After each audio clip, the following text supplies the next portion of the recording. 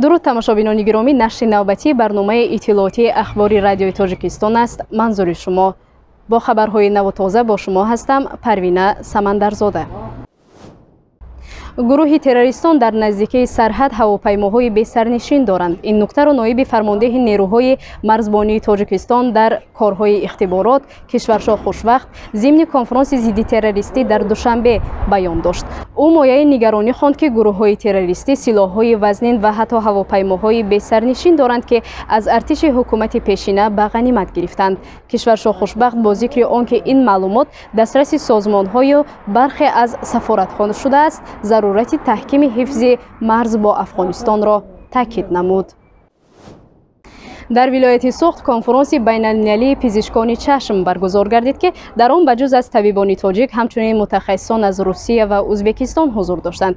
Ин конфронс бо дастгирии Вазорати тандурустӣ, мақомоти иҷроияи ҳокимияти давлатии вилоят ва ҳамчунин раёсати тандурустӣ сурат гирифт.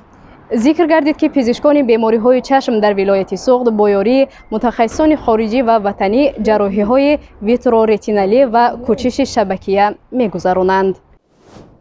17 октябр дар толори калони хонаи синамогарони шаҳри Москва бахшида ба Рӯзҳои фарҳангии Тоҷикистон дар Русия филми тоҷикии бадеии Дов Фортуна ба намоиш гузошта шуд. дар ин бора сафорати ҷумҳурии Тоҷикистон дар Федератсияи Россия хабар медиҳад.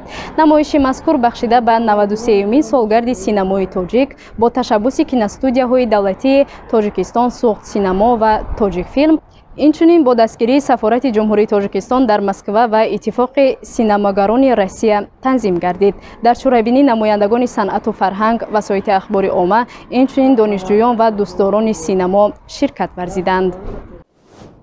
таваҷҷӯҳ намоед ба як хабари варзишӣ. дар Туркия ғолибони мусобиқаи дастхобонӣ барои нишон додани парчами давлати худ муборизаи ҷиддӣ бурданд. видеои муноқишаи хурд дарҳол дар шабакаҳои иҷтимоӣ паҳн шуд. дар ин мусобиқа ҷойҳои дуюму сеюмро намояндагони Қазоқистон гирифтанд, вале дар маросими супоридани ҷоизаҳо варзишгарони Қазоқистон хостанд ҷои варзишгари Туркия, ки ғолиби мусобиқа гардид, танг кунанд. онҳо парчами Қазоқистонро аз ду тараф гирифта парафшон карданд, вале варзишгари турк аз дуи онҳо бартар баромад.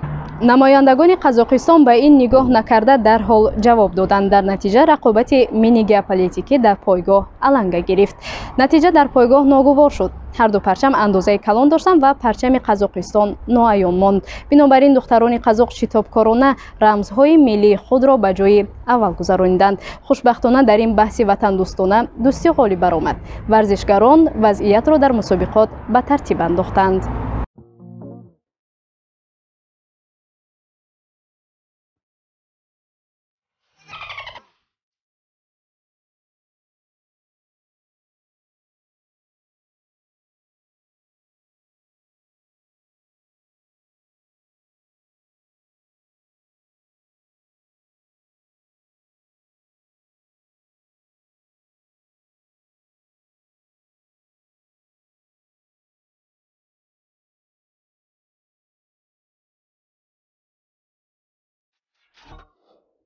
шаби гузашта бориши барфу борон дар роҳи мошингарди Душанбе-Чаноқ идома ёфта, дар километрҳои 154-160 баландии барф зиёд гардид.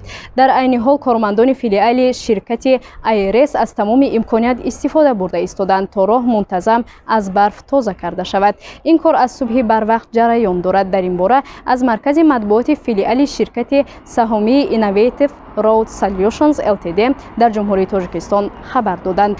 ба таъкиди роҳбарияти ширкати мазкур бо мақсади ба амал наомадани танбашавии воситаҳои нақлиёт каме маҳдудият ҷорӣ гардид ва аз ронандагону мусофирон хоҳишмандем, ки моҳияти онро дарк намоянд. инҷо мерасем ба фарҷоми барномаи ахбори радиои Тоҷикистон. барномаҳои дигари радиои Тоҷикистонро аз рӯи мавҷи 104.7 FM пайгирӣ намоед.